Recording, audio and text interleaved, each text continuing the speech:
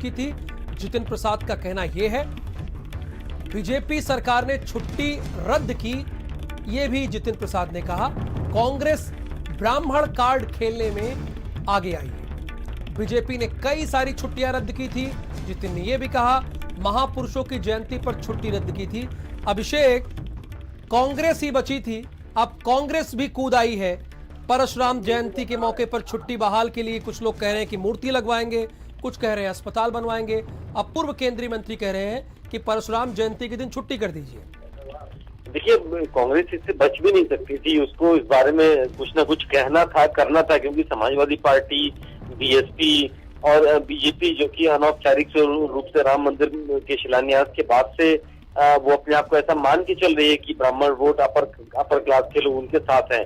लेकिन ऐसे में कांग्रेस की तरफ से जो खामोशी थी वो आज टूटी है। जितिन प्रसाद जो कि उनके चेहरे हैं, ब्राह्मण चेहरे के रूप में स्थापित है उत्तर प्रदेश में, उन्होंने चिट्ठी लिख करके मांग की है कि ब्राह्मण समुदाय की भावनाएं जुड़ी हुई हैं परशुराम, भगवान परशुराम के साथ। तो ऐसे में उनके नाम पर जो छुट्टी बनी हुई थी, शासकीय अवकाश था, उसको दोबारा बहाल किया जाए। कांग्रेस इससे अभी तक अपने आप को बचा के रखी हुई थी, लेकिन ये विषय ही ऐसा है कि इससे ना बचाया जा सकता है ना इससे छोड़ा जा सकता है। बिल्कुल, बहुत शुक्रिया इस जानकारी के लिए अभिषेक। यानी कांग्रेस भी इसमें कूद गई है। वो कह रही है कि परशुराम जयंती पर छुट्टी की जाए। इस बाबत जितिन प्रसाद ने सीएम योगी आदित्यनाथ को पत्र भी लिखा है। परशुराम जयंती पर छुट्टी बहाल करने की मांग की गई है। सपा सरकार ने छुट्टी घोषित की थी, यानी सपा सरकार का भी हवाला दिया कि सपा सरकार के वक्त पर छुट्टी थी परशुराम जयंती के मौके पर, लेकिन अब नहीं है।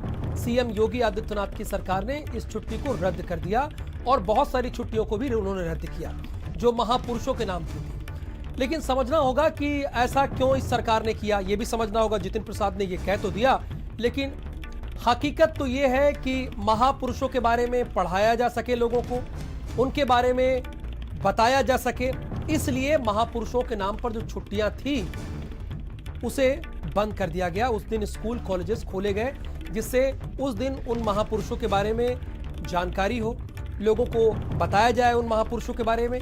सरकार ने यही कहा था, जब सरकार आई तो उन्होंने इसी बात का हवाला देते हुए ये तमाम छुट्टियां रद्द की थी। और अब जितिन प्रसाद का कहना है कि परशुराम जयंती के मौके पर अब छुट्टियां बहाल की जाए।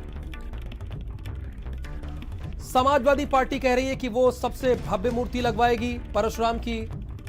बसपा सुप्रीमो कह रहे हैं कि वो मूर्तियां तो लगवाएंगी, इसके साथ ही साथ वो अस्पताल भी बनवाएंगी जहां पर लोगों का इलाज भी हो सकेगा। तो परशुराम के नाम पर अब राजनीति जमकर हो रही है। हर दल, उत्तर प्रदेश का हर बड़ा दल इसमें कूद गया है। और सुरेंद्र राजपूत इस वक्त हमारे साथ हैं, कांग्रेस के प्रवक्ता हैं। सुरेंद्र राजपूत जी, आप भारत समाचार पर आपका स्वागत है। जितिन प्रसाद ने एक लेटर लिखा है, एक चिट्ठी लिखी है। उन्होंने कहा है कि जितिन प्रसाद ने यह कहा है कि परशुराम जयंती के मौके पर छुट्टी जो बंद की गई थी उसे बहाल किया जाए, उस दिन छुट्टी की जाए। ऐसा क्यों? देखिए, किसी भी भगवान की या किसी भी महापुरुष की जयंती पर छुट्टी होने की व्यवस्था हुई है। भगवान श्री राम हो, भगवान कृष्ण हो, भगवान परशुराम हो, शिवरात्रि हो, जन्माष्टमी हो, ऐसे हमारे तमाम पर्व हुए हैं। जितने भी हमारे अवतारी पुरुष हुए हैं, चाहे भगवान बुद्ध हो या महावीर हो, सबकी जयंतियों पर छुट्टी की परंपराएं हैं।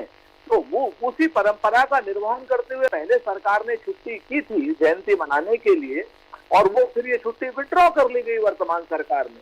तो वर्तमान सरकार को सिर्फ इतना ही कहा गया है कि जो छुट्टी पहले से थी आप उसको दोबारा से करने की कृपा करें। तो यानी आपकी मांग ये है कि दोबारा से छुट्टी की जाए। सुरेंद्र राजपूत जी का यह कहना है। बहुत शुक्रिया इस पूरी जानकारी के लिए, अपनी पार्टी की बात रखने के लिए। तो जो जितिन प्रसाद ने कहा वही कांग्रेस के प्रवक्ता ने कहा। स्वाभाविक है उनकी भी वही लाइन होगी।